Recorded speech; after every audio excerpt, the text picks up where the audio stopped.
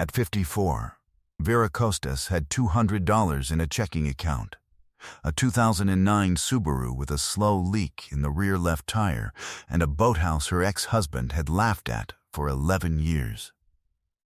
He had not laughed at it cruelly. That was the part she had spent the most time with in the months since the divorce. Martin was not a cruel man. He was a precise man, a man who assessed value the way an engineer assesses load-bearing capacity, and the boathouse on Lake Castor had failed every assessment he had ever run on it. The roof had been failing since they inherited it from her mother. The dock planking was soft. The water inside the structure, a covered slip, the kind built in the 1940s to shelter a boat from weather, had gone dark and stagnant and smelled like the bottom of something.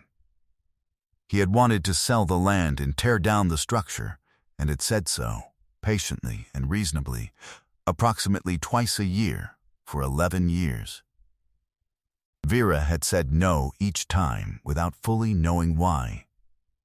She knew why now. She was standing in front of the boathouse in the October light, with a rented pump in the bed of the Subaru, and a letter in her coat pocket that had arrived 3 days after Martin moved the last of his things out, as if it had been waiting for the house to be quiet. The letter was from a woman named Bet Solis, who had been her mother's closest friend for 40 years, and who had moved to Tucson in 2019, and whom Vera had not spoken to since the funeral. The letter was handwritten, 4 pages, in the looping cursive of a woman who had grown up when cursive was taught with care. It said, "Your mother asked me to wait until the right time. I think this is the right time. Go drain the boathouse, Vera. Take your time doing it. She left something for you at the bottom." Her mother had been gone for 6 years. Elaine Costas had lived on Lake Castor for the last 20 years of her life, in the small house that sat above the boathouse on the slope of the eastern bank. She had been a woman of modest means and large capability, a retired schoolteacher who kept a substantial garden, repaired her own roof, canned everything worth canning, and ran a quiet and unofficial operation for 30 years that Vera had known about only in the vague way you know about the weather in a place you've never been. People came to the house. Not many, not often, but consistently. A teenager for a few months who helped in the garden and left in a better situation than she arrived. A family twice, different families, who stayed in the spare room for weeks at a time while they found their footing.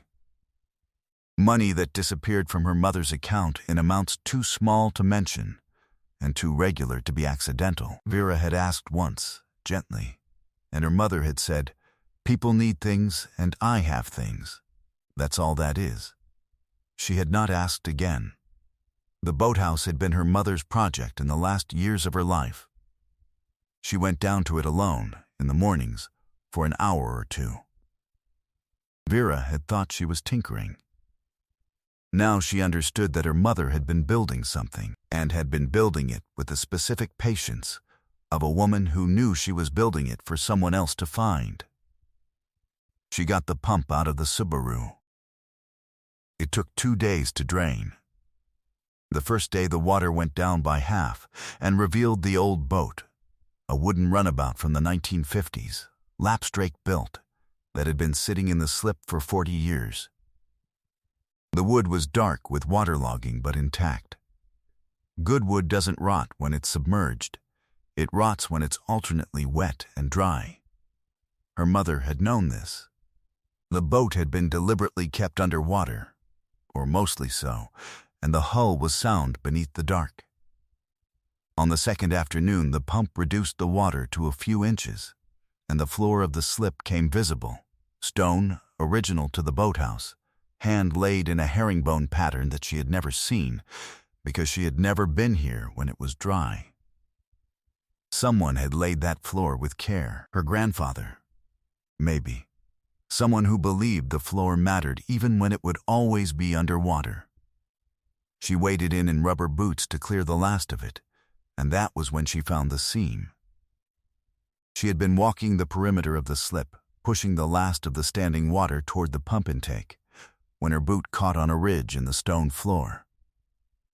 She looked down. The ridge was a seam, a deliberate one, running in a straight line across the herringbone pattern, the stones on one side slightly higher than the stones on the other. Not a crack, a threshold. She crouched and ran her hand along it. At the far end, her fingers found an iron ring set into the stone, nearly flat, folded down, the kind that folds up when you need it and disappears when you don't.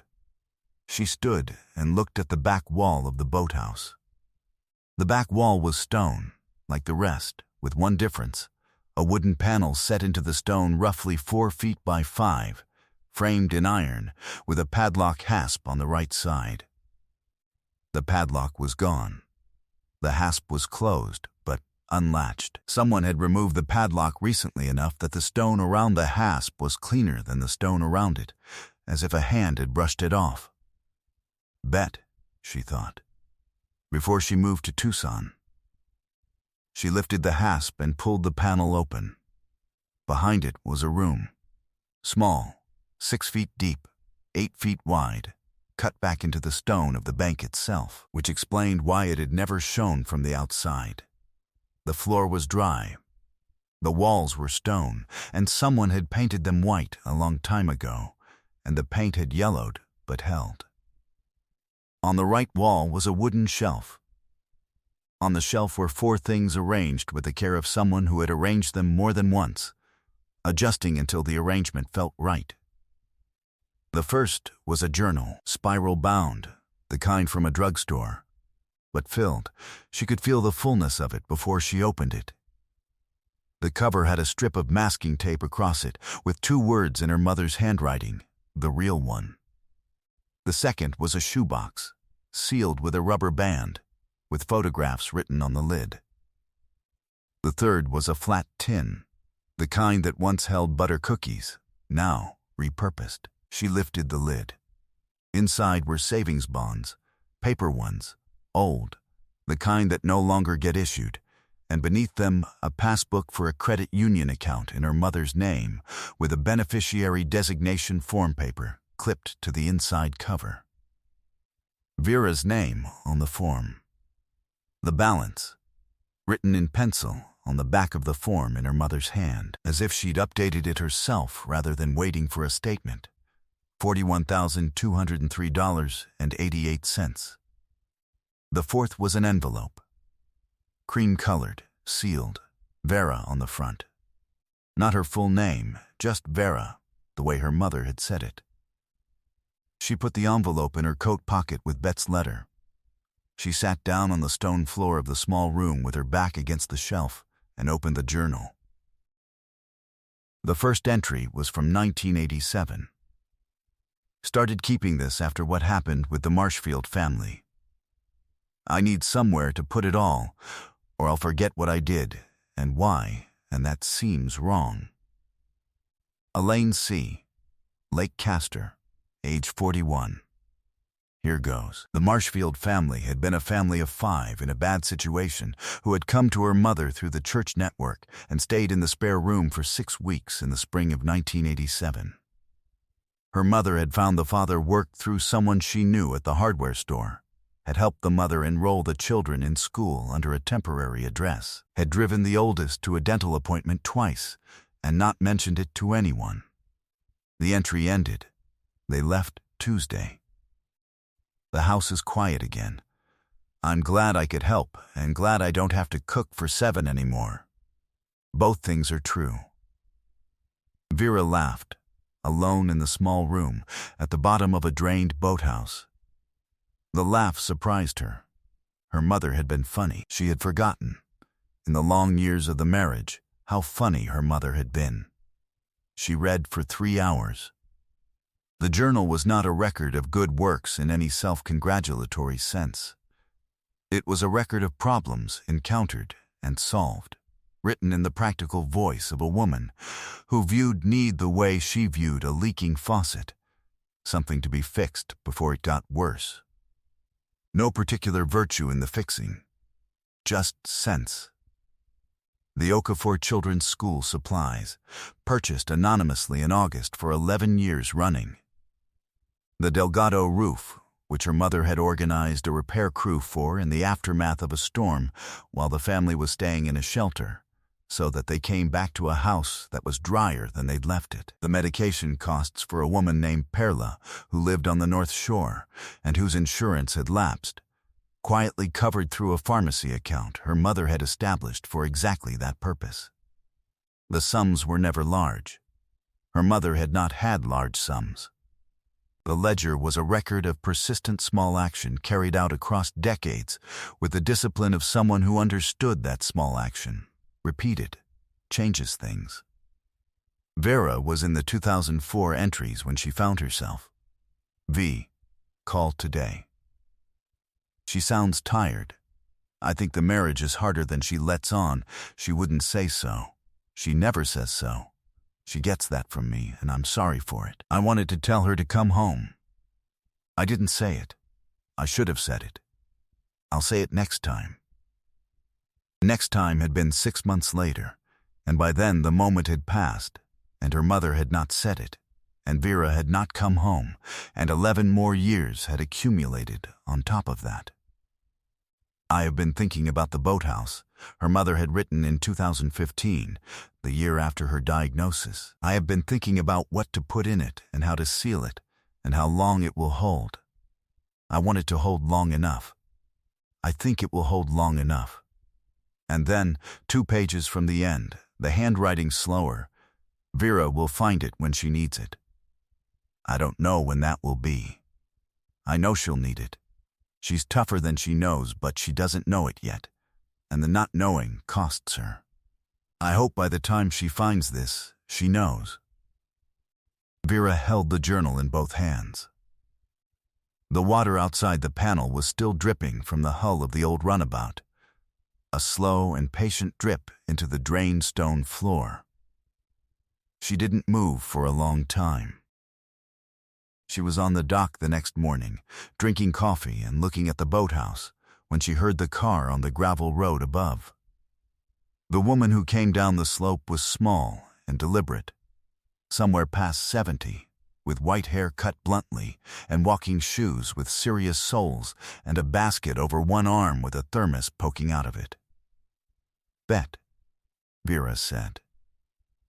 I drove from Tucson, Bet said.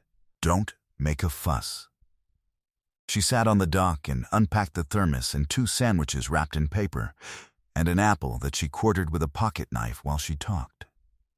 She talked about Vera's mother for 2 hours, about the 30 years of friendship, which had been the friendship of 2 women who understood each other at the level of what they each believed the point of a life was, about the things Elaine had done that Bet had only learned about after the fact, years later, when the people she'd helped let it slip, or when Bet found evidence in the accounts after the death.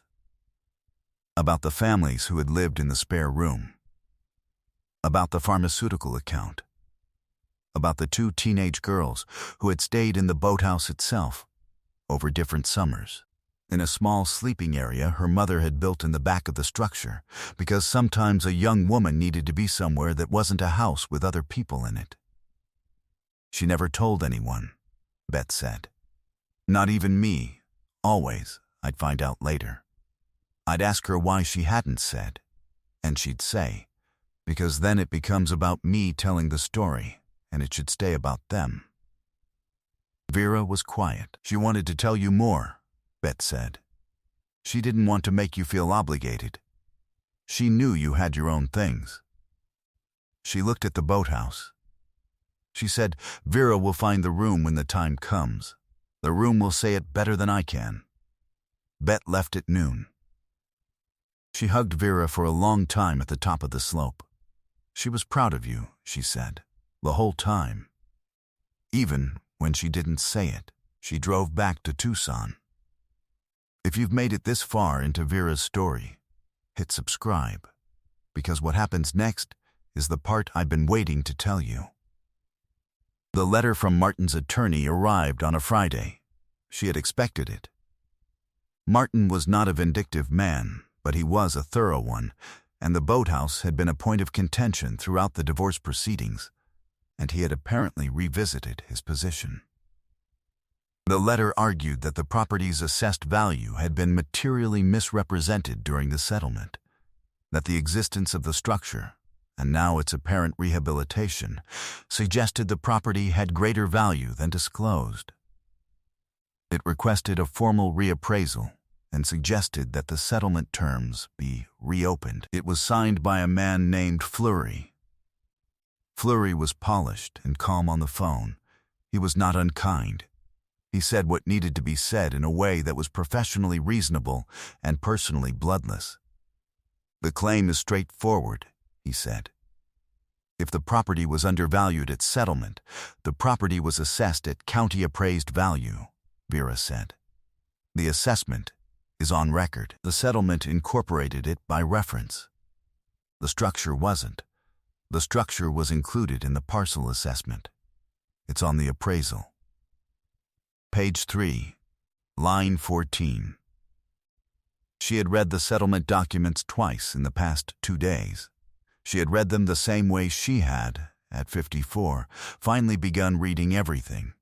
Slowly, completely, not skimming the parts that looked like they might be difficult.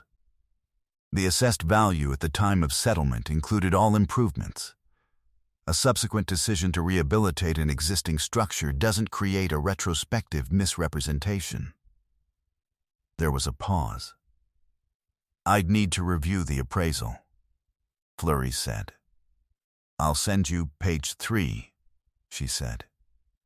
She sent it that afternoon. She did not hear back from Fleury. She did not expect to.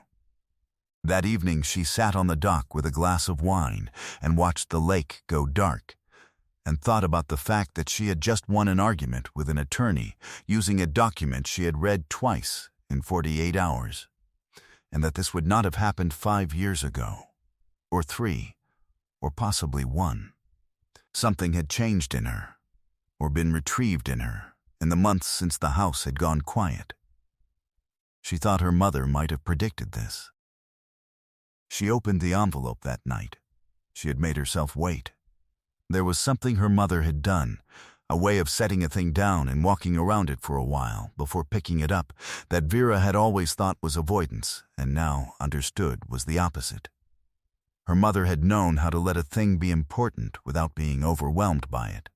She sat at the table in the small house above the boathouse with her wine and a lamp on, and the journal open beside her, and she opened the envelope. "Vera, I've been trying to decide what to say, and I keep coming back to the same thing, which is just the true thing, so here it is. I should have told you more. I should have told you about the room a long time ago, not to show you what was in it, but to show you who I was trying to be, because I think you would have recognized it. You are more like me than either of us ever said out loud, and I'm sorry it took me so long to say it out loud now. The boathouse is yours. It has always been yours. I just wasn't finished with it yet. The sleeping area in the back still has the 2 cots and the lamp and the small stove and the privacy curtain, and I built it so that it can be made livable in an hour for someone who needs it, which is what I need you to do with it. Not immediately.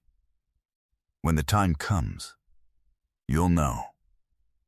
The money in the account is enough to get the roof fixed and to keep things going for a while if you're careful. And you have always been careful with money even when someone in your life was not, which I noticed and never said and should have said. The boat was your grandfather's. It's been underwater, because submerged wood holds better than wood that dries and wets again, which I learned from a man named Kostopoulos, who had a boat shop on the North Shore in 1992, and who accepted a casserole every week for a winter when his wife was sick, and in exchange told me things about wood and water that I found very useful. The boat needs work. I think you'll enjoy doing it. You used to love being on the water when you were small, before everything got busy. One thing. This is the one thing. Don't let anyone tell you what something is worth before you've looked at it yourself. You know what things are worth. You've always known. You just haven't always trusted yourself to hold that against what someone else is saying. Trust yourself now. I love you. I should have said that more too. Mom Vera read it once. Then, she read it again. She folded it along its original creases. She held it against her chest and looked at the lamp and the journal and the glass of wine and the window over the lake, which was dark now, the stars coming out one at a time over the water. She sat there until the wine was gone. She replaced the boathouse roof herself, not alone. She hired 2 men from a local outfit who knew their trade, and she worked beside them for 3 days, learning the specifics of the old structure, which had been built with a technique she didn't know for a material she hadn't worked with, and she paid attention the way she had not, for a long time, allowed herself to pay attention to physical things. The roof took a week. When it was done, the light in the boathouse was different, sealed and warm, the way a building feels when it knows the weather is outside. She turned her attention to the boat. There was a man on the North Shore who still ran a small wooden boat shop, who had learned from the Kostopoulos her mother had mentioned in the letter. His name was Dino, somewhere past 60, with a shop that smelled like linseed oil and cedar and the specific patience of a man who works in materials that don't hurry. He came and looked at the runabout and spent a long time on it without speaking. "The hull's good," he said. "The wood held because it was kept wet. Your mother knew that. She learned it from your teacher," Vera said. He looked at her. She told him about the letter. He was quiet for a moment.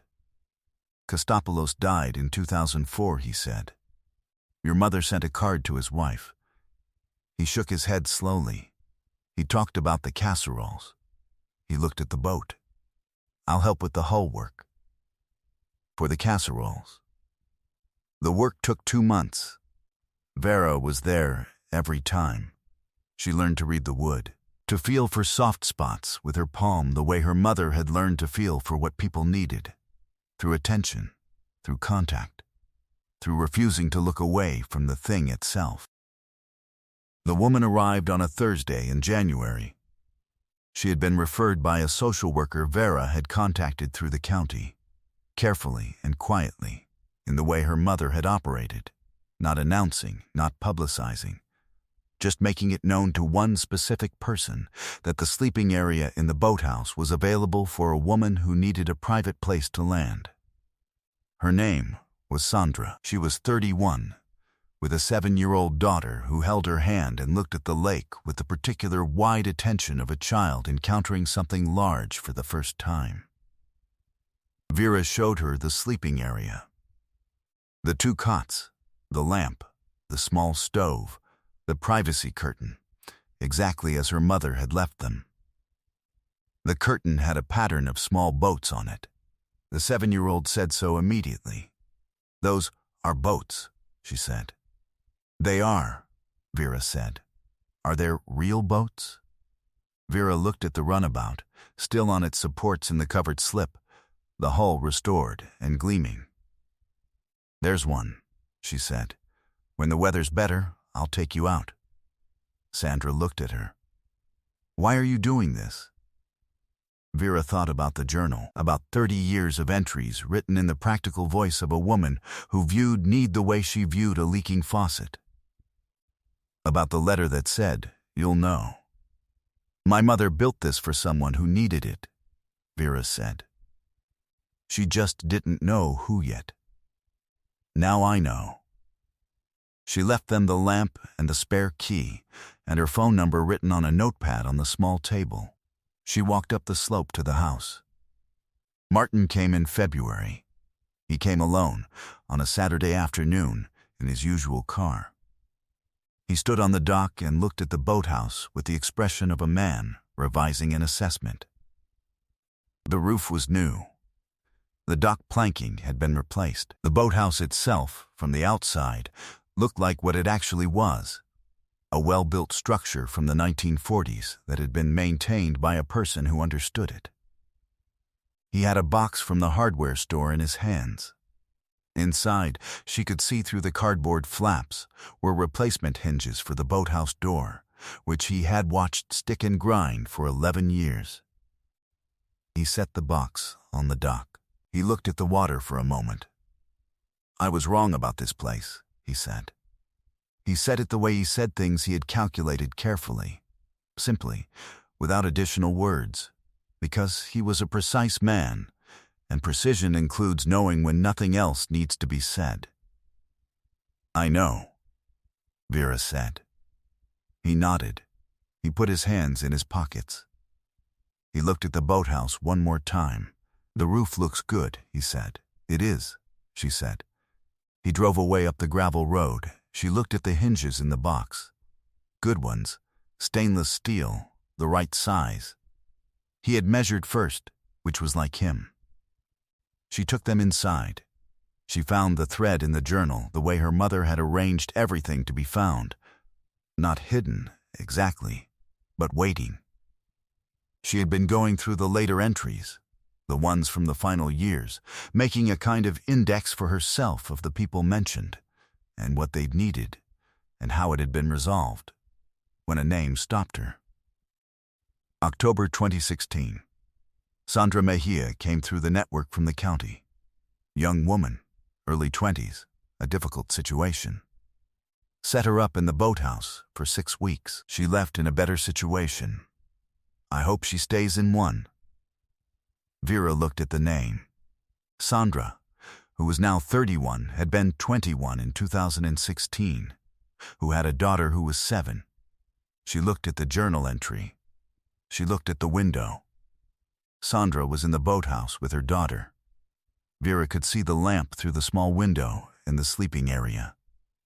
She closed the journal. She thought about what her mother would have done with this, and the answer was clear. Her mother would have closed the journal and made dinner, and not said anything. Because the past was the past, and the present was Sandra getting a second chance, and the only thing that mattered about the connection was that it had happened, which was enough. She went to make dinner.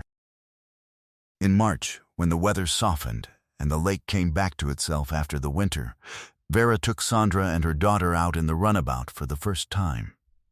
The engine turned over on the third pull. She had not been sure it would. Dino had said it would, but she had not been sure. And when it caught and ran, she felt something release in her chest that she had not known was held. They went slow, as she was still learning the boat, which had its own character in the water, its own way of taking a corner and settling in a straight line. The little girl sat in the bow and watched the water go past. "Is this your boat?"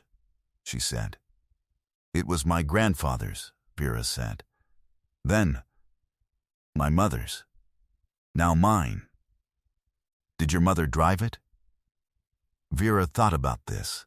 "I don't think she ever did," she said. "I think she kept it for someone else." "For you?" "For whoever came next," Vera said. The girl looked at the water. "Can I drive it someday?" she said. "Yes," Vera said. "When you're bigger."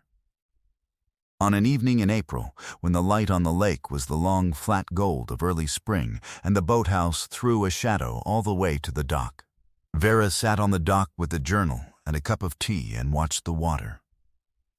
The runabout was in the slip, floating. The boathouse roof was tight above it. The sleeping area was empty tonight. Sandra and her daughter had found an apartment 2 weeks ago, had left a card on the table and a drawing the girl had done of the runabout in crayon, which Vera had taped to the wall in the small room. The passbook was in the house. The savings bonds were cashed and in the account. The roof was paid for, and there was still enough, and enough was a thing she had spent 11 years not knowing she needed to feel. She opened the journal to the last entry her mother had written. April 3rd, 2018. The boathouse is ready. The room is set. I've told Bet what to do and when. All that's left is the time, and the time is not mine to manage. Vera, if you found this, you were always worth more than you were told. Now you know. The lake held still. She was 54 years old. The water was right outside, the same water it had always been, and she was finally on the right side of it.